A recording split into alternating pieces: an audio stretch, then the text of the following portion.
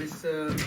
Michele Alcalde, the immigration lawyer and attorney who practices in the areas consist of naturalization law, complex removal litigation in federal immigration court, criminal law defense, and municipal court litigation.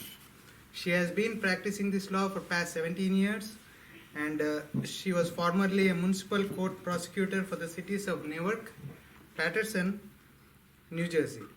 Presently, she was reappointed in New Jersey Supreme Court to the Municipal Court Certification Committee, which is a 7-member committee designated to prepare the examination and review process for all attorneys in state of New Jersey wishing to be certified municipal court trial attorneys. Ms. Michele is also a member of the New Jersey State Bar Association, Municipal Court Section, the American Immigration Lawyers Association, ILA, the Federal Bar Association, and Monmouth County Bar Association. She has served as a panelist for the NJSBA, New Jersey Small Business Association, Monmouth County Bar, and Federal Bar Association, lecturing on immigration laws.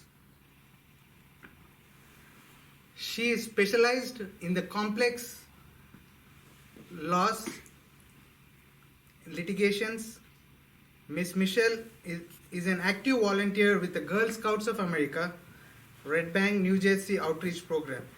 She has done numerous speaking engagements related to Trump administration new executive orders and other DHS policies of 2017, including the consequences of ICE detention as it relates to bail reform in New Jersey and the newest instructions on the phase out of the DACA program.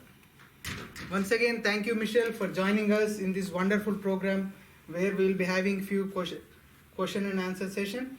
And I hope you'll answer all our immigration questions and the concerns and the steps to be taken moving forward. I'm happy to be here. I really am happy to be here. Thank you. It's a great honor to be here and answer the questions. I'm happy to take on all questions at this time, whatever you have. I'm happy to answer them. Yep. Krishna ji? So thank you for being here. We do really appreciate it. My question is, there's a perception that immigration has been more restrictive lately compared to you're talking about before, prior to 2016 and now. And whether it's true or not, whatever the effects it has, but a lot of people have some kind of apprehensions, or they're very kind of demoralized in the sense that something is happening. Is it good or not? There's a lot of emotions among a lot of the community who are in the process of immigration. So if you could elaborate on the main changes, what are the big changes that's been happening or happened in the last 2-3 years? Absolutely. I'm happy to answer that question. One of the most important things, I think, that we as practitioners, the immigrant community as well, but practitioners, immigration practitioners, and anything that intersects with immigration. So the intersection of family law, the intersection of criminal law, the intersection of municipal court practice, where there could be offenses, someone is charged with offenses that could end up being deportable offenses as well, would affect someone for naturalization, would affect someone for returning back into the country. So any offense that relates to immigration consequences is of great concern for us, and has always been. But as we see now with the current administration, one of the first executive orders on January 25th of 2017 was to throw a blanket over anyone who was a non-citizen and undocumented here in the United States. So everyone who does not have a legal status in the United States, whether they overstayed their visa or whether they entered without inspection, which is someone who just enters through the border, they are targeted. And they're targeted because they are now considered a priority. It wasn't the case before. Non-criminals were not priorities for many administrations. their concentration was to really deal with those criminal actors and those who violated our laws. It's no longer the case. Now, if there's an encounter with someone, they might be looking for someone else, and unfortunately they find another individual, someone who is a non-criminal and has nothing to do with the issue that they're really targeting, the one, perhaps a certain operation that they're doing, and they're targeting someone in particular. That individual who has nothing to do with it, now they are really under their marching orders. The new marching orders for ICE agents is to take that person in as well. So there's also an increased number of audits that we've been seeing. That means that anyone who had previously been naturalized and may be petitioning for someone else, they are now looking into that particular person's naturalization case and how they became a naturalized U.S. citizen. So they're auditing files.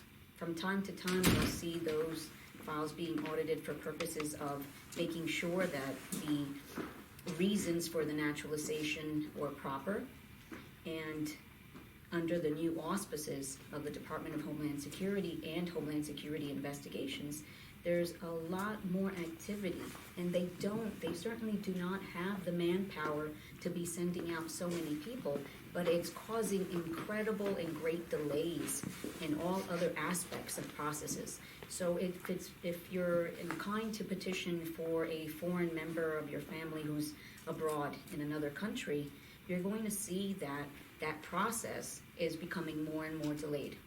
We were at a point where adjustments of statuses here, for instance, a U.S. citizen petitioning for their foreign spouse here in the United States and going to one of the local field offices, whether it's Newark, this is Edison, New Jersey, where we are right now. So imagine that Freehold and below goes to the Mount Laurel USCIS field office, and anything above that goes to the Newark USCIS field office. So we were very accustomed to seeing that a U.S. citizen petitioning for, say, their spouse who had maybe overstayed their visa would fill out the forms and go to an interview within about 6 months. Now we're looking at a year. In Mount Laurel, there's somewhere still about 8 to 10 months. We're also looking at great delays in even consular processing. There used to be more communication. We used to be able, as a member of the American Immigration Lawyers Association, we used to be able to interact with supervisors. We used to be able to have email exchanges. We used to be able to be on a name-by-name basis with many of the supervisory officers or section chiefs, as we call them, for USCIS. And that's no longer the case. With the Asylum Office, with the National Visa Center, with the USCIS field offices, we've done our best, especially with even ICE ERO, to be able to name and hold someone accountable. Because if we can't be given a name to someone, a supervisor, who we might be able to make an inquiry as to why someone remains detained when a bond has been paid, then there's no way to hold someone accountable. So that's one of the things that we've been seeing more and more so, just they are pulling away from allowing us to communicate with those specific section chiefs and supervisors on a number of cases. So if a immigration services officer makes an error of law, or what we think is an abuse of discretion, how do we hold these people accountable if we're not able to go and speak directly to a supervisor, or if they put up a direct wall, an obstacle where we can't? And right now we're at a place where, especially even with the National Visa Center, we can make inquiries online through something that they call Ask NVC, but we can't actually speak to a human being, and that's really disconcerting. We are on a daily basis packing with us our endurance and our patience along with everything else when we're leaving the house to head out to either USCIS for an adjustment of status or for a naturalization interview. At any time I'm appearing before the Federal Immigration Court in Newark or at the Elizabeth Immigration Court as well on detained matters, we see how so many of the new policy and procedural changes affect things that we normally would be able to say, okay, well, I know it's going to be difficult, but if we follow along with the factors set out for determining bond eligibility, which is the person a danger to the community? Is he or she a flight risk? We no longer have those set out requirements that we can follow along with. It seems to be that everyone is a danger to the community. And that's problematic for us, because if we can't factor in how long the person has been living in the United States, their ties to family members here in the United States, their history of long-term employment, their overall good moral character, payment of taxes, and immediate family members such as U.S. citizen children who are also here and need them. If we can't count on just being able to present those factors in a heavy, big package and still be denied bond, or be told that bond is set out in $20,000, $30,000, $40,000, which is extreme. The minimum bond that can be set out is $1,500. So when you take it to an extreme of $20,000, $30,000, $40,000 to set bond on someone, many families can't pay that bond. And if they don't have status themselves, it's almost an impossible feat to find a bondsman who will be able to give them at least the ability to pay a portion of that. So this is one of the biggest problems that we see daily. But I could go on probably for hours about some of the major changes that we've been seeing. We've been seeing changes with regards to the pushing of public charge as an issue. People coming in and having their own health care coverage, or being able to assert that within 30 days they will have health care coverage. So you see these kind of things being implemented, and you say, if I know I'm petitioning for my elderly mother from my home country, how could I possibly say that she's going to have job skills right now to enter the workforce, when the reason why I want her to come join me in the United States is because she's elderly and I know that she's not going to be able to care for herself anymore. And I want to take the responsibility of making sure that she's going to be okay, right? So it's no longer family reunification. Now it's literally doing this little checklist, this big checklist, really, not even little anymore, this checklist about these items and these particular material items that are important to the Department of Homeland Security and our current administration. And so I think it's a very, very scary times for our immigrant communities. Yes, Yes, go ahead. please. So I just wanted to share a perspective and then get your thoughts on that. Right? Sure. So yes, there is a lot of kind of one side of extreme cautious view of the administration, or maybe extreme view of administration on immigration, to target almost more broadly. Yes. I think previous administrations, and I'm not saying one administration, multiple administrations, went bit too extreme on allowing those who did not follow laws, giving more visibility and more focus on those who did not follow laws, and by that virtue violated the law, over those who followed the law. So for example, you take a perfect example of DACA. The previous administration focused on those who were undocumented, that means they did not follow law, or illegal word if that is allowed to be used, stayed here or were brought here while they were getting some level of compassionate look. Those who were brought in legally, following the law after going all the waiting process, were ignored by DACA law. So the DACA had explicit wordings of undocumented only.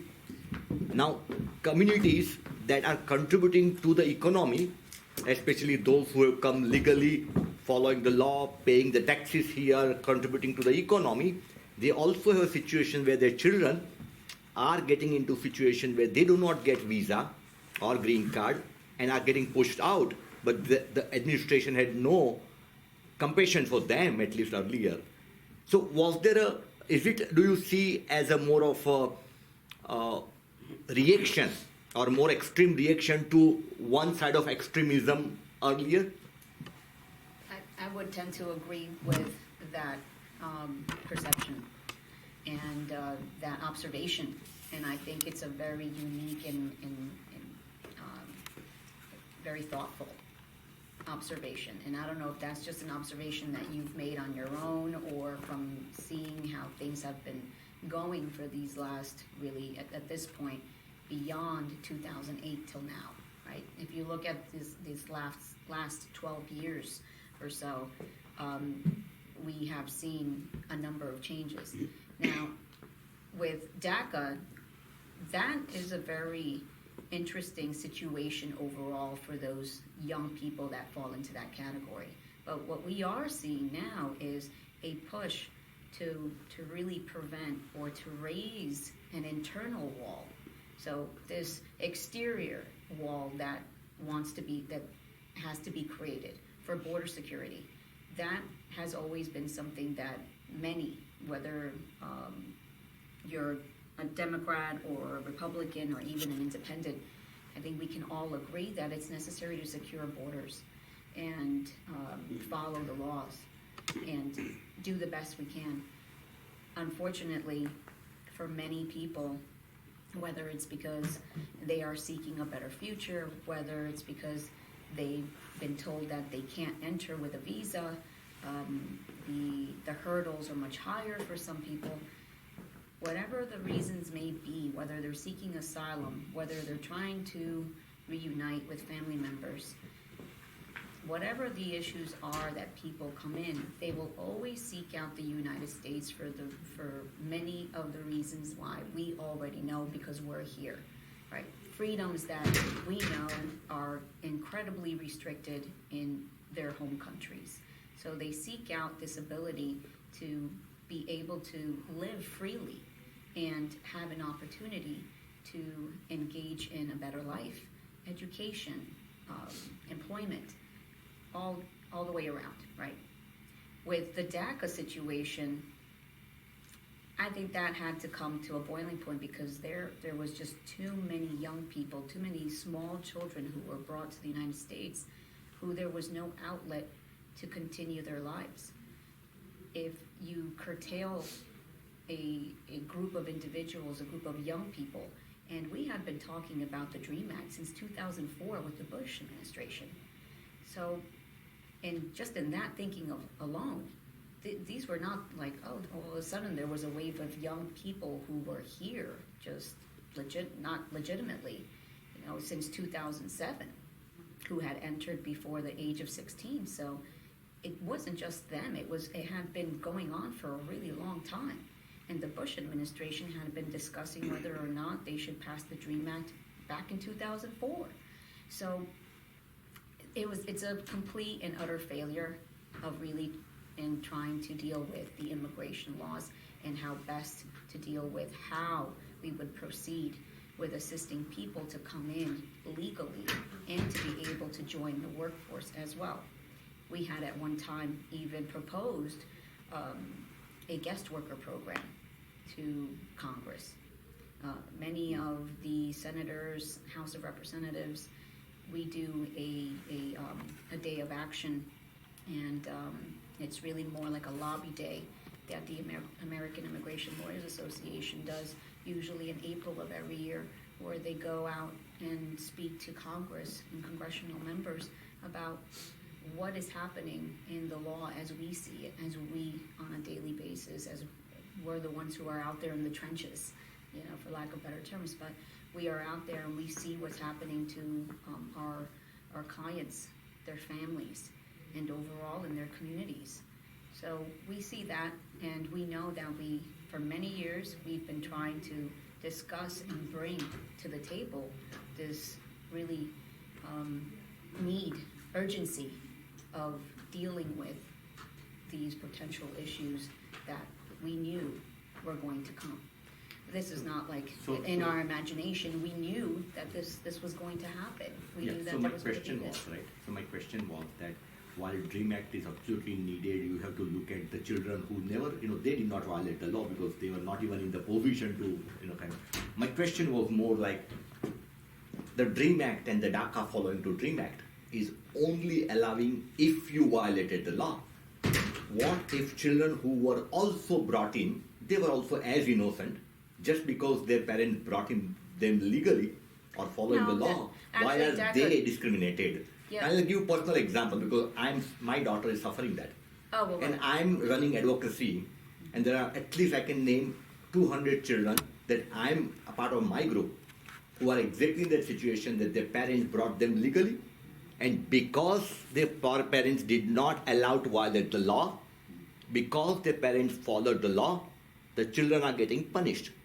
Had they come illegally, they would have got far more benefit.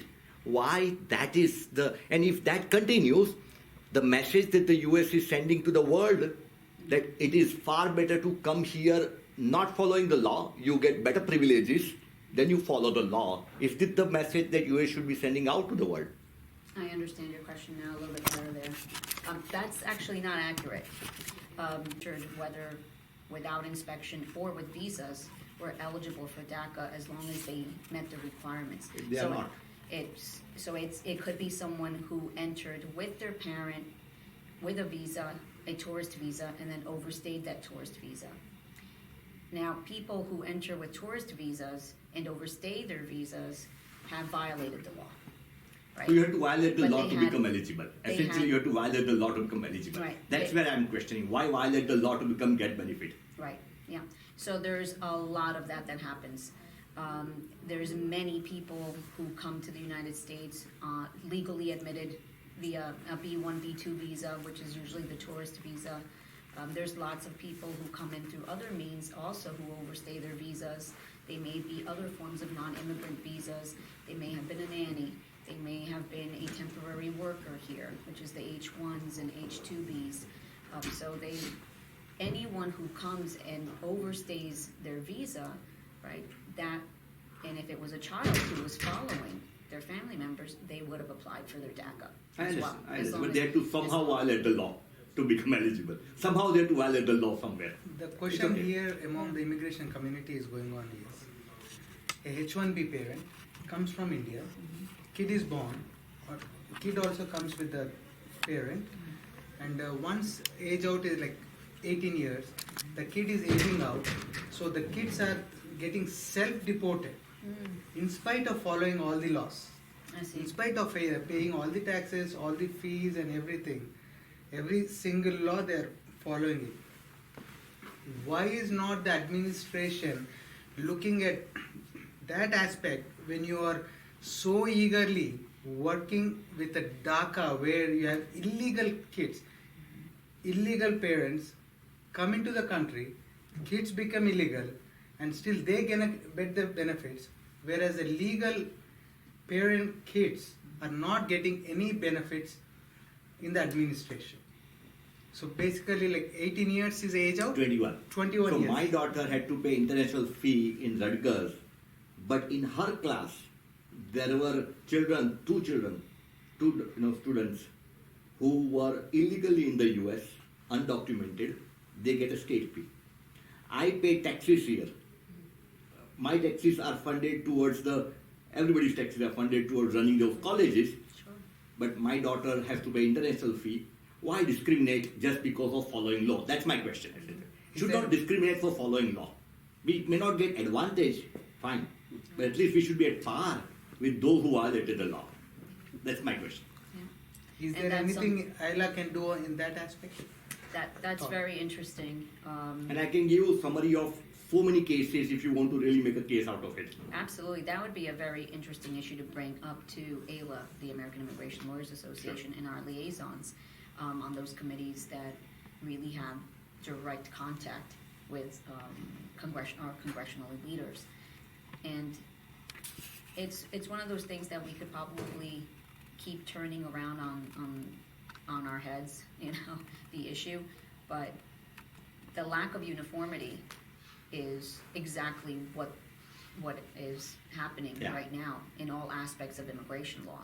There is really no clear uniformity, and it's because the power of the agencies in all of their discretion, each actor and each applicant has a case-by-case situation and they are adjudicated, their situations are adjudicated on a case-by-case basis by someone who has an incredible discretion to take into consideration some aspect more than another.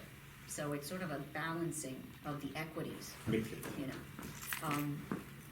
Unfortunately, what we do see, and not often, you know, because DACAs are not eligible for strict financial aid as someone who has a lawful permanent resident status or who are U.S. citizens. So this issue of having someone attending school, I've heard a lot about.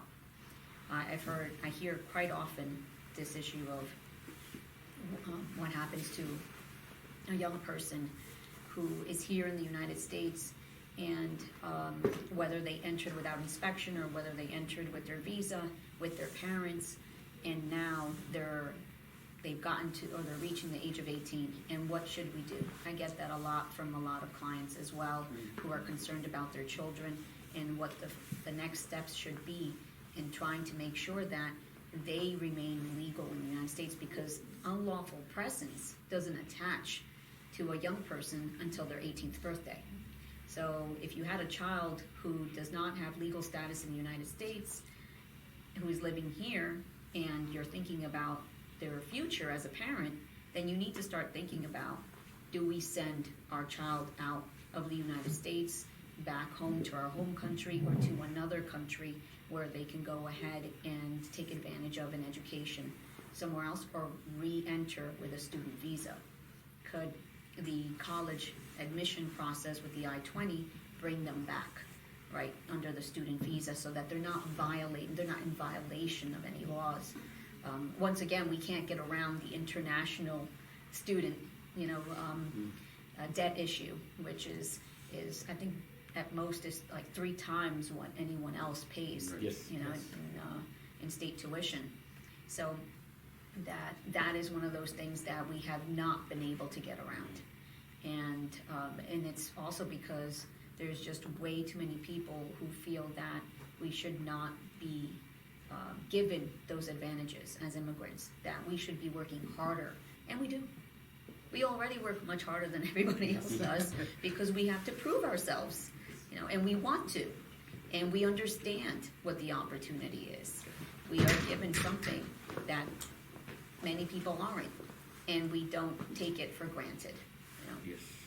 I had an occasion to speak to a few deferred action for childhood arrival young people, and they realize what their situation is, having just had the November 12th oral arguments at the U.S. Supreme Court. A couple, what was it, maybe like not even 2 weeks ago. So we know that right now they're on extension until June of next year, until we see whether or not the U.S. Supreme Court, the justices, will decide favorably or unfavorably to them. So they're just on extension, just like TPS holders. They're just on extension. Many of the clients that I represent with TPS say the same thing to me. They're here on their temporary protected status. They've been here on their temporary protected status for the last 18 or more years. And they said they've never had the ability to be able to petition for their children. That's one of the reasons why we've seen some of the crisis of situations happening in Central America. Can you imagine being able to work here for the past 18 years from a country like Honduras or El Salvador, and yet not ever being able to legalize your status, because there is no way to legalize your status on your own merits of having worked, paid your taxes, and done everything else that you needed to do. And now you're faced with, perhaps you left a very, very young child in your country, and now you're faced with, how do I bring my child when they're now trying to be recruited by gangs? How do I bring that child over if I'm not even allowed to bring my child over? So one of the last small, I guess if you want to call it gifts, one of the last few policy changes that happened right as the Obama administration was closing out was an ability for TPS holders to try to bring their children here. on a special program. But there was like a 90-day window on that program. So if you weren't aware of it, which most people do not make themselves aware of these type of immigration laws, then you lost out and you weren't able to bring your child over. And then of course we saw all these young people starting to come in and families starting to come in as well. So that's another very interesting facet that no one else really seems to take note of, that people have been here for the last 18 to 19 years on TPS with no way of becoming lawful permanent residents.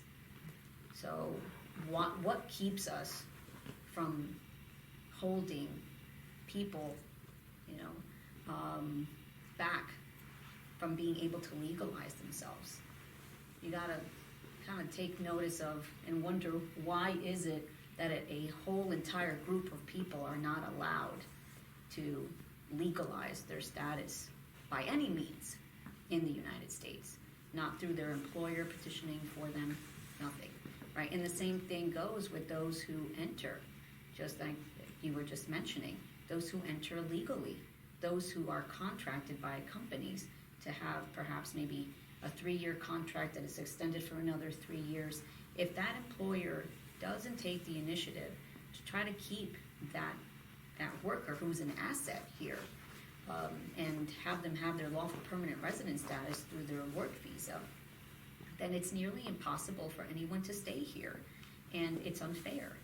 But it's part of like how right now we're seeing things playing out, that it's creating this lack of resources, or even a pathway, for anyone to be able to find other options. So if your employer doesn't want to extend that to you and doesn't want to give you the ability to be able to stay here and be petitioned under a work visa, then what other options could there be, right? So, and getting married to a U.S. citizen is really the only option that most people have now. That's it. There's really nothing else. Yeah. So if you're lucky to fall in love with a U.S. citizen, then lucky you. But what about everybody else, right? So it's incredibly difficult, and what a conversation. Yeah. Somebody? Anybody has a question? Vilas? You had a Go ahead. question? Go ahead. No, I responded to, I'm not sure if it's already covered or not. About the aging out kids, I think it's already covered. And also in this state only, that may not be an immigration question, but I guess the people who have lived here long enough, maybe 10 years, 15 years, even more, they're still not considered in-state. So they still have to pay the out-of-state tuition, which is, and on the other hand, people who just declare themselves that they do not have a valid status, they get a waiver. They get instant fee. They get a waiver, full fee. So I think that's is a huge injustice to the people who have paid taxes here for like 15 years, in-state taxes. Absolutely. But even then, they are supposed to pay out-of-state tuition, which is, I don't know who in the right mind could actually even think of bringing up that policy. I'm not aware of that policy. I don't have any children in school, so. Yeah, so that's what I was talking about. My daughter, Of right? course. I had to pay foreign fee for my daughter. Yeah, you're international. Yeah, In you're her own class, there were 2 children who were under the DREAM Act. They paid as if they were residents. New Jersey Senator Vin Gopal actually was trying to get that bill in 2018, end of 2018. He did try to get in that, but for some reasons it was put on hold in Trenton. Right. So what I did, I contacted the Office of Admissions, and they told very clearly, maybe they were hiding behind a statute, probably a very technical statute, saying that since you've already applied for your green card process, you cannot, you still don't have the domicile. I think there was one technical term, domicile. You cannot exactly prove that this is a domicile. And I wonder, like, there are other 50 states and more, I think 45 states, who do consider people who have lived there, just lived there for a year, to be eligible for an in-state. So, I mean, it's probably just a lawyer getting after them and trying to get that Absolutely, statute. that's a state issue. That's got to be a state issue because that's something that would have to be addressed absolutely through the legislature of New Jersey and directly with the governor himself, Bill Murphy. Again, because of the probably minute details of that statute or that law, I wouldn't be able to give you any real clear answer or direction on it because I'm not even aware of what that regulation is or what that statute nobody. is They in terms just of that policy. so they just sent out an email saying that read this and you cannot prove your domicile and that's it. So Yeah. And to pick and choose between people who are in a process, for instance, in getting their lawful permanent resident status or who are here as visa holders or the following to join children in terms of visas of their parents, and to discriminate in that sense, I find it very unfair. But it definitely is something that has to be dealt with on the legislature, and for sure. Otherwise, imagine you have to think about moving out to California or moving out to North Carolina, down to North Carolina, just because you have to look for those states where it doesn't matter what your status is, as long as you're residing in this state for this duration of time, you are eligible for in-state tuition. right. State is losing on that. Yeah, absolutely. Yes, Yeah, sir. nowadays H1Bs are getting more RFEs and the regular process. Once they convert to the premium, they are getting directly denials. And what about H4 EAD? Some rumors recently they are extending, they are not cancelling. But some of the cases online portal, it's saying that in March month, Homeland Security is going to cancel H4 EAD. Can you give some information? That is correct. Yes, that's exactly what we've been hearing, and there's a number of lawsuits that are pending with that. We are pushing back on that incredibly unjust change because it's going to dramatically decrease all those people that we need to do the jobs that they're doing now. So we see that and we wonder what in the world is the thought, behind all that. And is it to discriminate? Is it to prevent certain people from coming in? Is it to limit certain people from certain countries from being here in the United States? We can't even fathom what is really behind the scenes, what's going on behind the scenes to make this kind of push, to eliminate an entire area of the workforce. So we have been very active, especially ALON, other liaisons, and ILC, and a few other nonprofit agencies as well have been very active in making sure that any time we see something like that happening, that lawsuits immediately are filed, that someone is ready to go and argue legally the benefits of maintaining that type of process and visa availability. So unfortunately, that's still up in the air. We've been hearing about it quite a bit, and we see that it's still, there's no decision yet on that. So all we can do is kind of keep our fingers crossed and hope for the best. Yeah, please. Hi, my name is Jyotsna Sharma, and I do very active advocacy for the green card backlog Indians here, high skill immigrants basically. Well, thank you for your work. And I am the voice, along with my team, for 534,000 high skilled Indian immigrants in America. We understand that the H4 rule, the DHS is proposing something they'll publish in March of 2020. My question is, God forbid, the rule goes into revocation. Is there a provision for a class action lawsuit against the DHS? Absolutely. And when do you suggest the collective action should take place then, in that case? They are working on that action right now. The National ALA, which is the American Immigration Lawyers Association, their national headquarters is it's a constant machine working to make sure that anything that needs to be addressed directly with the Department of Homeland Security, that it is filed immediately.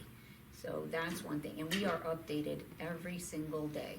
We are constantly updated and told exactly what is going to be happening and what possibly could be happening, and what measures we need to phone in about Sure. with our own congressional leaders. So we basically want to be proactive as far as it is concerning, amassing all the people, litigants together for the class action, because there are a lot of H4s who have their own businesses, who are doing, very good in the STEM fields. They're not taking American normal jobs.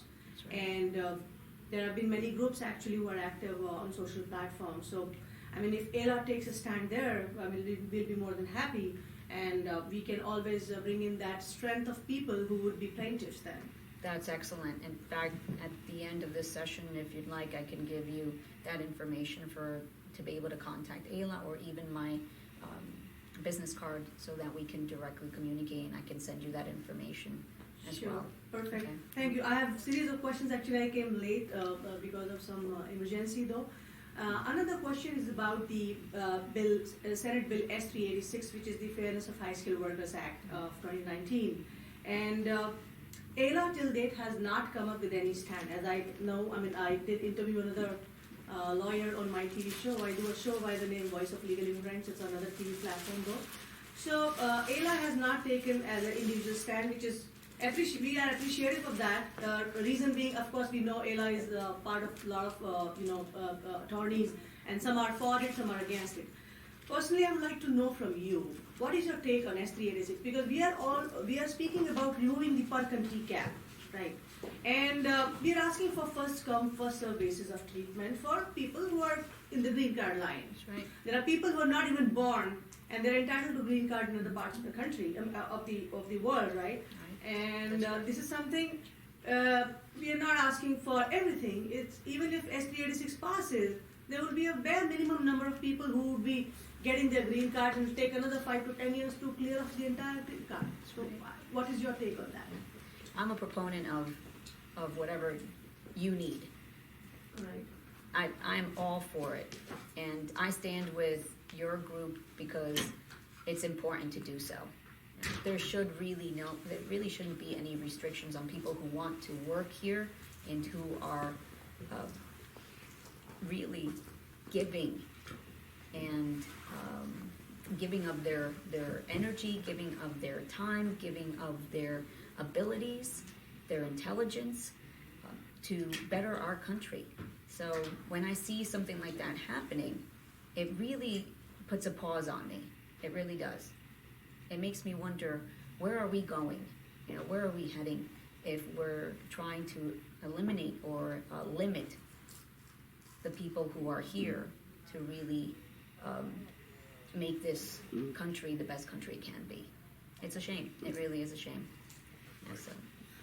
Nowadays, H1 extensions are getting a lot of rejected. First extensions or second extensions. So what is the prime reason, and what exactly specialty occupation is looking at? Well, that's a good question. I probably would have to defer to a colleague who specializes in that field in particular, because we ourselves are sort of like left to shrugging, wondering why. Why are we at this place of making things so much more complicated than they really need to be? As you can see already with the forms changes, and now they're also talking about an increase in filing fees again. So we had that increase in filing fees in 2017, and now we're looking at a potentially another 23 to 30% increase in filing fees again pretty soon. So when we see those kind of changes and other policy changes that directly affect the Foreign Affairs Manual, that directly affects people to be able to petition for their workers, to petition for their family members, we are left wondering what else is going to be completely changed dramatically in such a way that we won't be able to come back from it. And that's our concern. That's really our biggest concern. What other changes are going to come out from this administration that would really curtail the ability of many people who are already used to how things have been going in the past not able to really go forward. So that's a great concern for all of us. How high is the probability of visa or the points-based systems like Canada, the points-based visa, like Canada immigration, right? I'm not familiar with Canadian immigration. Again, same thing. I always defer to colleagues who are in Canada or who deal directly with Canadian immigration attorneys. We have several colleagues that we know that we always refer things to, but I don't deal with Canada on a personal or even work basis. So I wouldn't be able to answer My that question was not about Canada, but President Trump was advocating for something like on the similar lines of this thing. How high the probability is for President Trump to bring this kind of the new guidelines for Merit-based visa system. Oh, okay. Merit-based. Okay, so do you mean the merit-based? Yeah. Correct. Okay, so the merit-based visa system, it's interesting to me that merits are different depending on who you're talking to. Mm-hmm. You know, so when you discuss merit-based and you say, well, what kind of equities do you have here in the United States already, as opposed to someone who's just coming in as a stranger, and what is their merits to come into the United States as opposed to someone who's already here in the United States, right, and has been living here in the United States for a long period of time, whether it's on an active non-immigrant visa or whether they overstayed their visa and they're still working just as hard and they're paying their taxes through their tax identification number and they're doing various things to be supportive of their community and everyone at large, right, society at large. So when it comes to merits, what can we see from this current administration? There's variables. There really is variables in that. One, because you have someone like a national advisor to the Trump administration who we don't know why they're so narrow-minded in thinking about the future.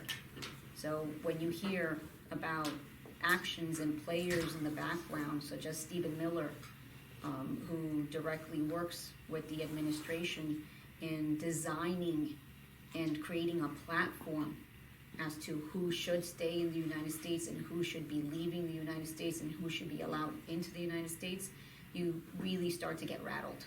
And we've been rattled. We really have been rattled for quite some time.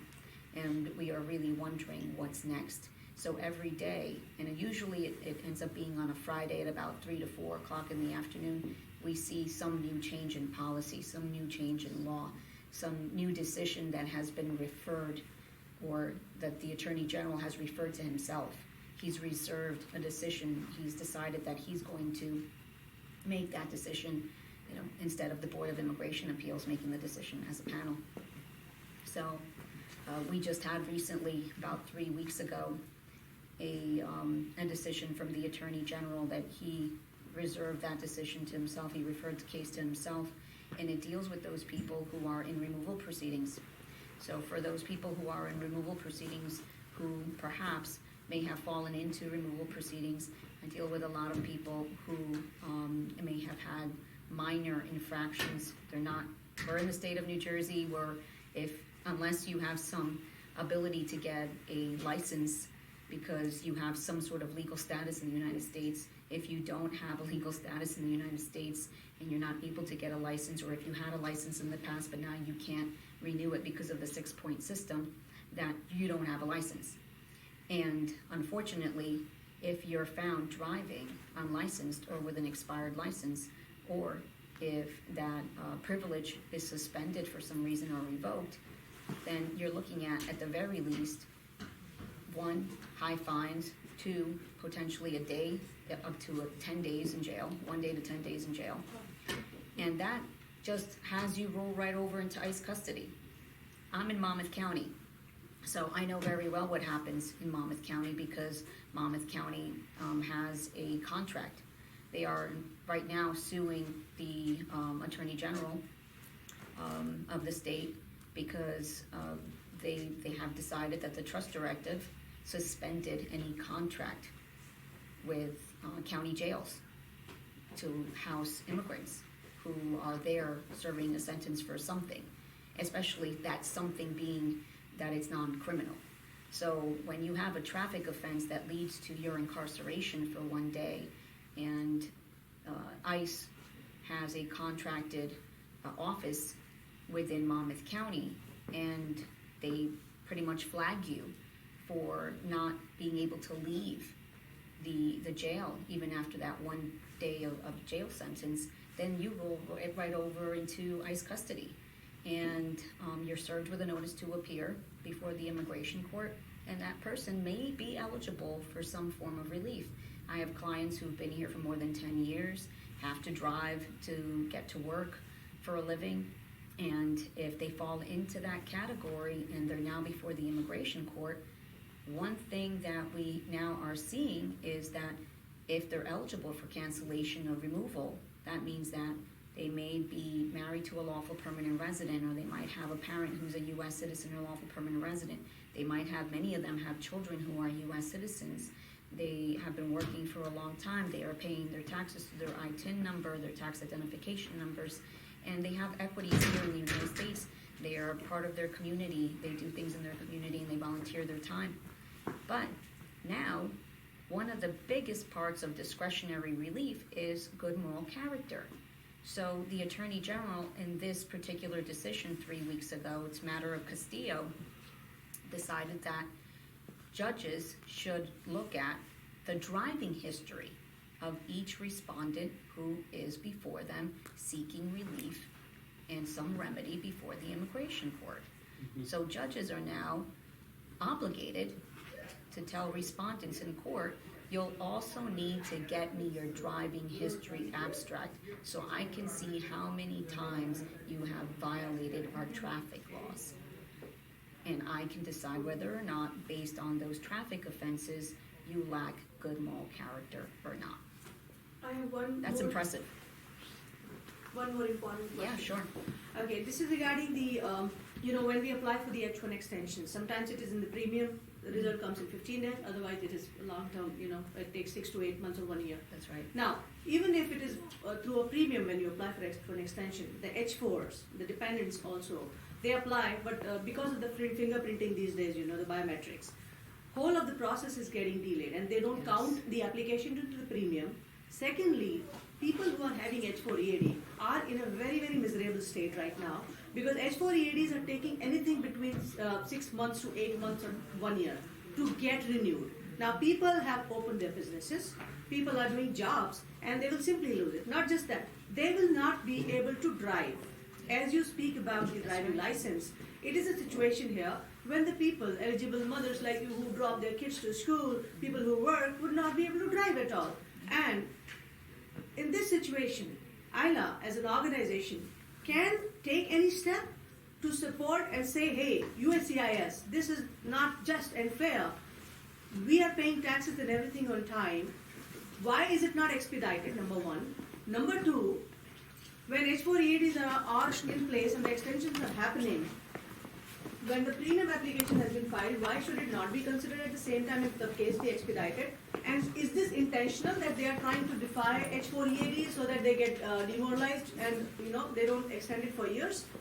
Because one thing what we look out for is there are two ways out. Usually what we hear from people is if you are going to lose your job and extension has not come on EAD, you reach out to your congressman or the senator and put an application to the DHS.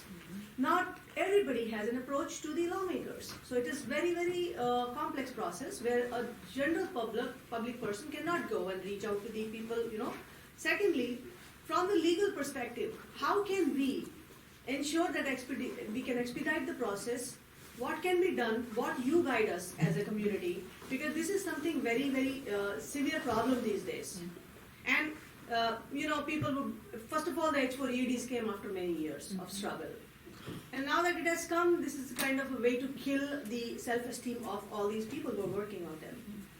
What is your take from two perspectives? One is, should they reach out to the lawmakers, the congressmen and the senators, and put the application way in advance saying, hey, we are working, we need your support. Second, from the ILA's perspective, is there anything we can sue them, or we can put a petition saying expedite our process? These are the two questions. Thank you. Sorry, I have a lot of questions, but no then worries. these are very No worries. relevant from the perspective what we're going through. I absolutely understand what you're saying. In fact, we have, through AILA, through the American Immigration Lawyers Association, we have directly dealt with that issue, and we've been slowly but surely getting extensions.